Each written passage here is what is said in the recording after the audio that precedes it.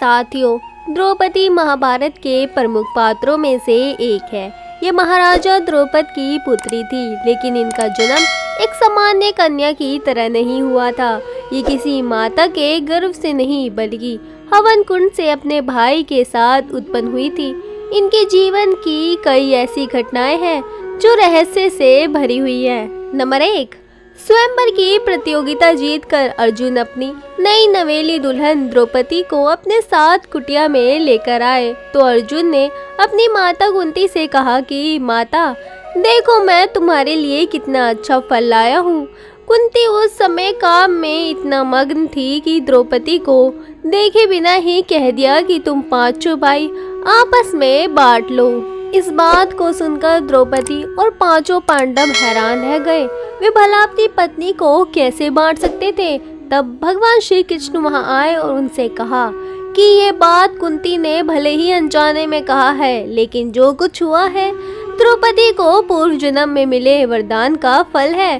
पूर्व जन्म में द्रौपदी ने भगवान शिव को तपस्या से प्रसन्न किया और उनसे वरदान मांगा कि उन्हें अगले जन्म में ऐसा पति मिले जो संसार में सबसे सुंदर हो, सबसे ज्ञानी, श्रेष्ठ धनुधर, श्रेष्ठ गदाधारी और श्रेष्ठ तलवारबाज हो।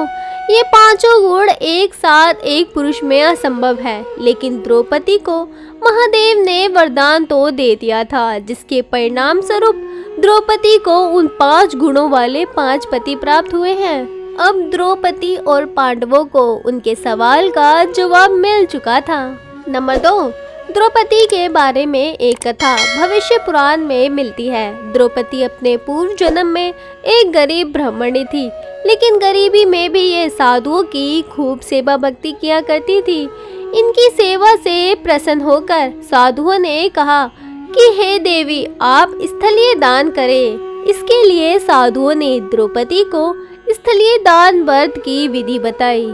इस व्रत के परिणाम से अगले जन्म में, यानी जब वह द्रौपदी बनेंगी, तो उन्हें सूर्य देव के अक्ष प्राप्त होंगे, जिससे बना भोजन तब तक नहीं समाप्त होगा जब तक द्रौपदी भोजन नहीं खा लेती। नंबर 3, द्रौपदी के जीवन की एक अन्य रोचक कथा ये भी है कि इन्होंने अपने जीवन में 13 सालों तक बालों को खुला रखा था।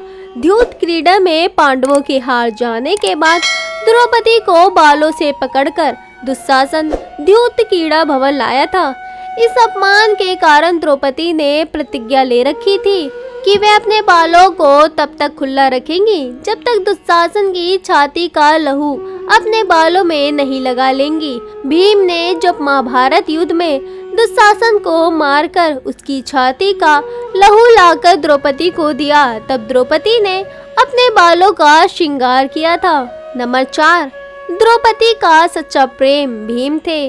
द्रौपदी को ब्याह कर भले ही अर्जुन लाए थे, लेकिन द्रौपदी को सबसे अधिक स्नेह भीम से था। ऐसा कथा है कि महाभारत युद्ध के बाद जब पांडव अपना राजपाट त्याग करके स्वर्ग जाने के लिए निकले, तो द्रौपदी भी उनके साथ गई। स्वर्गारोहण के मार्ग में हिमालय को पार करते समय अचानक द्रौपदी का पैर फिसल गया और द्रौपदी खाई में गिरने लगी। उस समय भीम ने द्रौपदी को बचाने की काफी कोशिश की। मरते समय द्रौपदी ने कहा कि अगर मुझे अगला जन्म मिला तो मैं तुम्हारी ही पत्नी बनना चाहूंगी। उम्मीद है वीडियो आपको पसंद आई होगी। ऐसी ही इंटरेस्टिंग वीडियो के लिए हमारे अध्ययन चैनल को सब्सक्राइब करें। फिर मिलेंगे किसी नई वीडियो में नए टॉपिक के साथ। तब तक के लिए नमस्कार।